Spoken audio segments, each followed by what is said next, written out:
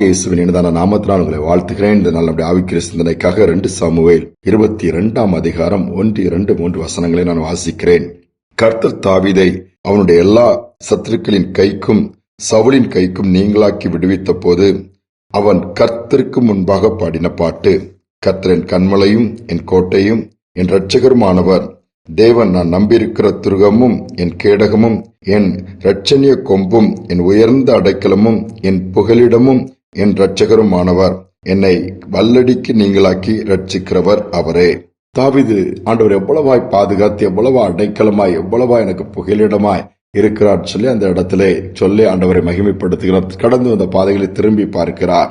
ஏன், எப்படி, எவ்வளவோ நெருக்கங்கள், சத்துருக்கள், போராட்டங்கள் சவுல் ராஜா விரோதமாக எழும்பி எப்படியாவது தாவீதை அழித்து விட வேண்டும், கொன்று விட வேண்டும் என்கிற அப்படிப்பட்ட ஒரு நெருக்கமான சூழ்நிலையிலும் கூட கர்த்தர் கைவிடவே இல்லை என்று சொல்லி ஆண்டவரை மகிமைப்படுத்தி பாடலை பாடுகிறான். அதில் முக்கியமாக ஒரு காரியம், ஆண்டவரே என்னுடைய புகலிடம் என்று சொல்லுகிறார். யோசித்து பாருங்கள், இன்னைக்கு ஆண்டவர் நமக்கு அடைக்கலமாய், புகலிடமாய், கேடயமாய் பாதுகாப்பா இருக்கிறார். பாதுகாப்பற்ற ஒரு உலகத்துல நம்ம வந்துட்டோம். கடைசி நாட்கள் எங்கு பார்த்தாலும் யுத்தங்கள், யுத்தத்தின் காரியங்கள் இன்னைக்கு எவ்வளவோ பாதிப்பை ஏற்படுத்துகிறது. எங்கேயோ நடக்கிற யுத்தம் என்று சொல்லி நாம் சும்மா உட்கார்ந்திருக்க முடியாது.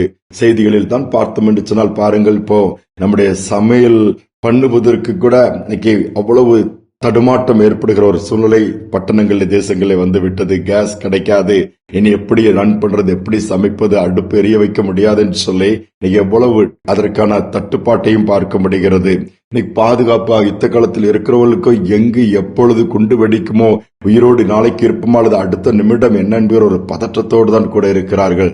மனிதர்களுக்கு பாதுகாப்பை கொடுக்க முடியவில்லை, அரசாங்கத்தினால் கொடுக்க முடியவில்லை, யாராலுமே முடியவில்லை. ஆனால் கர்த்தரால் முடியும். ஏன், அவர் நமக்கு புகலிடமா இருக்கிறாராம். இந்த நாட்கள் ஒரே ஒரு நம்பிக்கை அவர்தான். ஆண்டவர் மேல வைத்து, ஆண்டவரை நான் உண்மை நம்பி இருக்கிறேன், நீர்தான் எனக்கு புகலிடம், கேடகம், அடைக்கலம், எல்லாமே நீர்தான் என்று சொல்லுவோம் என்று சொன்னால் நிச்சயமாகவே அவர் பாதுகாப்பார், நடத்துவார். ஒரு நாள் தாவீது பாடின இந்த வார்த்தைகளின்படியே நாமும் ஆண்டவரை பாடி கீர்த்தனம் பண்ணி மகிமைப்படுத்த முடியும். ஒரு பெரிய மருத்துவமனை, அதிலே ஆண்டவரை அறியாத என்று சொல்வதை காட்டிலும் இயேசு என்றாலே பிடிக்காத, அதற்கு விரோதமாய் கிரியை செய்கிற, எதிர்த்து நிற்கிற ஒரு மனிதன் தன்னுடைய தகப்பனை கொண்டு மரண தருவாயில கொண்டு சேர்க்கிறார். அவர் மிகவும் மரணத்தோடு போராடி கொண்டிருக்கிறார். அப்படிப்பட்ட ஒரு சீரியஸா இருக்கக்கூடிய நிலைமை. அங்கு அவர் ஐசியூல இருக்கிறார். இவர் என்ன பண்ணுகிறார், கருத்துக்கு வெளியே காத்து கொண்டிருக்கிறார். அப்படியே அந்த பெரிய மருத்துவமனை அப்படியே சுற்றி பார்க்கும்போது அங்கு ஒரு சின்ன சிற்றாலயம் இருக்கிறது. அங்கு போய் உட்கார்ந்தும் பார்த்துட்டு அநேகர் வருகிறார்கள், அழுது ஜெபம் பண்ணுகிறார்கள். எல்லாம் அப்படி போராடுகிற ஒவ்வொரு ஜனங்களுடைய போராட்டங்கள், தவிப்பு, வேதனையெல்லாம் பார்த்து கொண்டிருக்கிறார். இவர் அங்கு ஓரமாய் உட்கார்ந்து அப்படி சோகமாய் தகப்பன் மரண சூழ்நிலையில போய்கொண்டிருக்கார். மரணத்தின் பாதையில போகிறாரு. என்ன நடக்குமோ, பிழைப்பாரா அல்லது மறித்து விடுவாரா, என்ன செய்தி வருமோன்னு பயந்து பயந்து உட்கார்ந்து இருக்கும் பொழுது அவர் அப்படியே பதற்றத்தோடு இருக்கும்போது ஒரு குட்டி பையன் ஓடி வரான். ஓடி வந்து, அங்கிள் நான் ஒரு பாட்டு பாடட்டுமா உங்களுக்கு ஆச்சு அப்படின்னு சொல்லி கேட்கிறான். இவர் அப்படியே பாக்குறாரு, என்னடான்னு சொல்லி பார்க்கும்போது அந்த அவனுடைய அந்த மழலை சத்தம் அவருக்கு அப்படியே கேட்க, சரி நீ பாடு நான் கேட்கிறேன் அப்படின்னு சொல்லிட்டு என்ன பண்றாரு, தலையாட்டுறாரு. உடனே அந்த குட்டி பையன் அந்த இடத்துல பாடுறான். என்ன பாட்டு பாடுறான்னா, பாவிக்கு புகலிடம் இயேசு இரட்சகர், பாரினில் பலியாக மாண்டாரே, பரிசுத்தரே பாவமானாரே, பாரமான சிலுவை சுமந்தவரே என்று பாடல் பாடிட்டே இருக்கிறான். பாடி அதுல ஒரு சரணம் வரும்பொழுது அது அவரை அதிகமாய் தொடுகிறது. என்ன சொல்கிறார், உலகத்தின் இரட்சகர் இயேசுவே, உயிர் கொடுத்தார், உயிர் தெழுந்தார், தம்மை நம்பினால் உன்னை கைவிடார், தளராமல் நம்பி ஓடி வந்த சரணம் அவர் அப்படி தொடுது. அவர் உணர்வடைந்து அவர் கண்கள் அப்படியே கண்ணீர் வர ஆரம்பிக்கிறது. இப்போ ஆண்டவரை நோக்கி பார்க்க ஆரம்பிக்கிறார். அதுவரை எதிர்த்து நின்றவர், ஆண்டவருடைய அன்பை அறியாதவர், ஒன்றுமே தெரியாதவர் அந்த இடத்துல நம்பி வந்தா கைவிட மாட்டார் சொன்ன வார்த்தை, ஆண்டவரே நீங்களாவது என்ன நினைவு கூற மாட்டீரா, எங்க அப்பாவுக்கு இந்த மரண கட்டின் பாதையும் மாற்ற மாட்டீரான்னு சொல்லி ஒரு சின்ன விண்ணப்பத்தை மனதில் ஏறெடுக்கிறார். நடந்தது என்ன, அற்புதம் நடக்கிறது. அங்கு சுகம் கிடைக்கிறது. இவருடைய வாழ்க்கையிலும் மாற்றம் ஏற்பட்டு ஆண்டவரை மகிமைப்படுத்துகிற ஒரு குடும்பமா மாறிட்டாங்களாம். யோசித்து பாருங்களா, பாவிக்கு புகலிடம் இயேசு இரட்சகர்.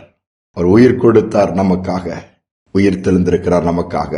அவர் நம்பி வந்தோம்னா ஒருபோதும் கைவிட மாட்டார். புகலிடமாய், அடைக்கலமாய், கேடகமாய் இருப்பாராம். இவர்கள் பதற்றத்தோடு சோர்ந்து போய் நம்பிக்கை இழந்து போயிருக்கலாம். அந்த உன்னதமான தேவனை நோக்கி பார்ப்ப, நமக்காக ஜீவனை கொடுத்தவர் நம்முடைய ஜீவனை காப்பாற்ற மாட்டாரா, பாதுகாக்க மாட்டாரா, நடத்த மாட்டாரா?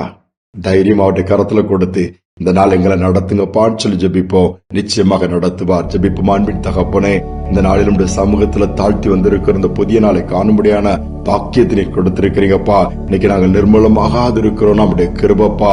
ஒவ்வொரு நாளும் எவ்வளவோ வித்தியாசமான போராட்டங்கள், நினைத்து பாராத சம்பவங்களையும் அதிர்ச்சியான செய்திகளையும் பார்த்து கொண்டிருக்கிற இந்த காலகட்டத்துல ஒரு துக்கத்தோடு, பயத்தோடு, பதட்டத்தோடு இருக்கிறவர்கள் இந்த செய்தியை கேட்க நேரிடலாம். நம்பிக்கை இழந்து போன பிள்ளைகள் கூட இந்த செய்தியை கேட்க நேரிடலாம். இனி என்ன இருக்குது, என்ன நடக்குமோன்னு சொல்லி பயத்தோடு இருக்கிற பிள்ளைகளை நீ தைரியப்படுத்துங்க. நிற்கேடகமா இருக்குன்னு சொல்லுங்கப்பா. புகலிடமா இருக்கிறேன்னு சொல்லுங்க. சூழ்நிலையை மாற்றுவேன்னு சொல்லுங்க. எல்லாவற்றுக்கு மேல நான் உன்னை எப்படி கைவிடுவேன், கைவிட மாட்டேன், தூக்கி எடுப்பேன், நிறுத்துவேன், மீண்டுமாய் வாழ்ந்திருக்க பண்ணுவேன்னு சொல்லி ஒரு நல்ல ஒரு உற்சாகத்தின் வார்த்தையை, தைரியத்தை கொடுத்து நம்பிக்கையின் வார்த்தையை அனுப்பி இந்த நாட்களை தட்டி எழுப்புவீராக. நாம மகிமைக்காக எழும்பட்டும் அப்பா.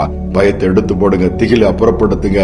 தேசங்கள்ல சமாதானம் இருக்கட்டும், யுத்தங்களை நிறுத்தி போடுங்கப்பா. இவை தேவையில்லாத சத்துருவின் கிரியைகளாக இருக்கும் என்று சொன்னால் விரோதமாக எழும்புகிற காரியங்கள் தலைவர்களுக்குள்ள ஒரு சமாதானத்தை கொடுங்க. ஈகோவெல்லாம் எடுத்து போடுறீங்க. உம்முடைய கரம் இருந்து எல்லாவித அப்பா அந்த அழிவின் காரியங்களுக்கு முடிவு கட்டுவீராக. அற்புதங்கள் நடக்கட்டும். தாழ்த்தி ஒப்புக் கொடுக்கிற துதிகனமே ஏற்றுக்கொள்ளும் இயேசுவின் நாமத்தில் பிதாவே, ஆமேன், ஆமேன். ஆண்டவரே நம் புகலிடமாக வைத்து தொடர்ந்து முன்னேறி செல்லுவோம். நிச்சயமாகவே அவர் நம்மை இந்த நாளிலும் பாதுகாத்து அற்புதமாய் நடத்துவார். இந்த சிந்தனையோடு இந்த நாளை தொடருவோம். மீண்டுமாய் நாளை தினம் சந்திப்போம்.